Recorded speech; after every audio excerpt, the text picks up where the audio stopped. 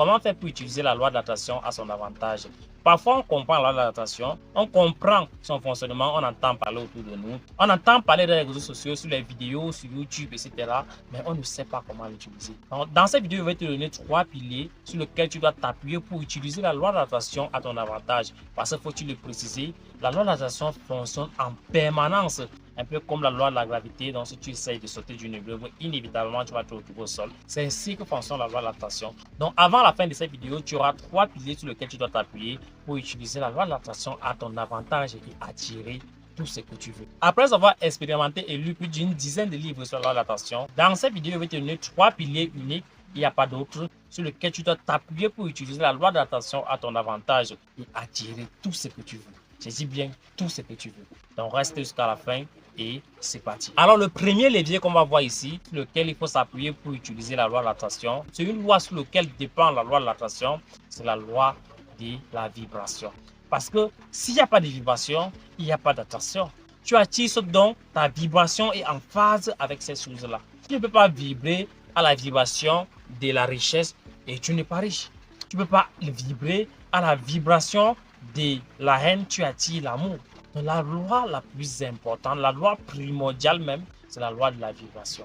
On attire ce dont on est aligné vibratoirement. C'est-à-dire, tu attires ce que tu émets par ta vibration. Si tu émets la vibration de l'amour, tu vas attirer l'amour. Si tu émets la vibration de la richesse, tu vas attirer la richesse. Et il faut-il le préciser ici, là, et j'insiste sur ça qui est très important, ce n'est pas nos mots qui attirent ce qu'on veut. C'est notre ressenti. La vibration qu'on émet. Quelle est ta vibration que tu émets? Quelle vibration tu émets en ce moment-ci? Quelle vibration tu émets en ce moment? En ce moment, est-ce que tu vibres dans la vibration de l'amour? Est-ce que tu vibres dans la vibration de la richesse? Est-ce que tu vibres dans la vibration de l'abondance? Est-ce que tu penses abondance et tu vibres plutôt dans la vibration du manque? Ou bien est-ce que tu penses amour et tu vibres plutôt dans la vibration de la haine? Quelle est ta vibration? Et tu attires ce dont tu donnes. C'est la loi du donner et du recevoir, ou encore la loi du cause à effet. Comme le dit Bob Proctor, philosophe quantique, vous attirez ce à quoi vous êtes lié par votre fréquence vibratoire. C'est quoi la fréquence vibratoire? La fréquence vibratoire est ce que tu émets, un peu comme le numéro d'une personne que tu vas appeler. Faudrait-il alors avoir le numéro exact de la personne, sinon tu vas appeler une autre personne. Maintenant qu'on a compris ça, comment faire pour modifier sa fréquence vibratoire ou alors émettre la vibration qu'on veut?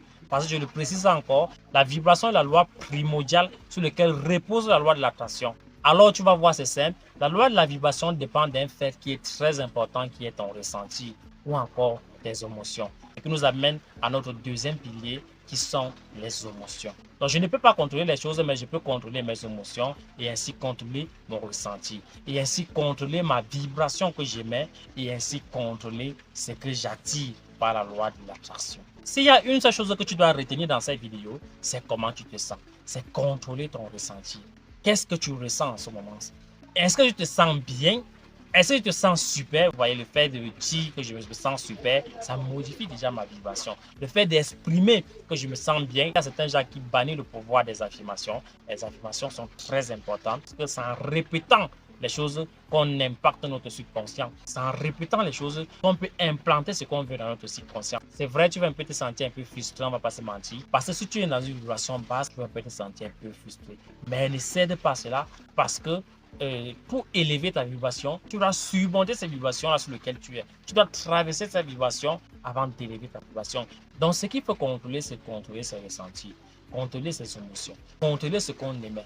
Parce que c'est tes émotions qui modifient ta vibration que tu vas émettre. Et ce que tu émets, c'est ce que tu attires. Quand tu te sens en joie, tu te sens en paix, tu te sens dans l'abondance, c'est que tu es dans une bonne vibration.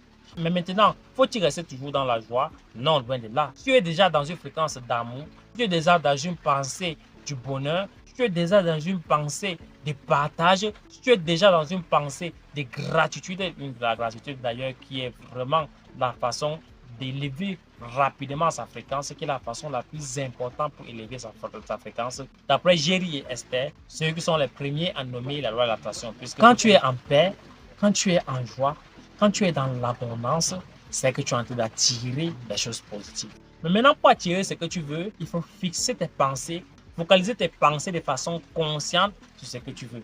Et c'est ça notre troisième pilier qui est la pensée. La pensée influence les émotions influencent la vibration et la vibration influence l'attraction. Donc la pensée est le pilier ultime sur lequel il faut s'appuyer pour pouvoir modifier son état émotionnel, modifier son état vibratoire, enfin modifier sa fréquence vibratoire pour attirer ce qu'on veut.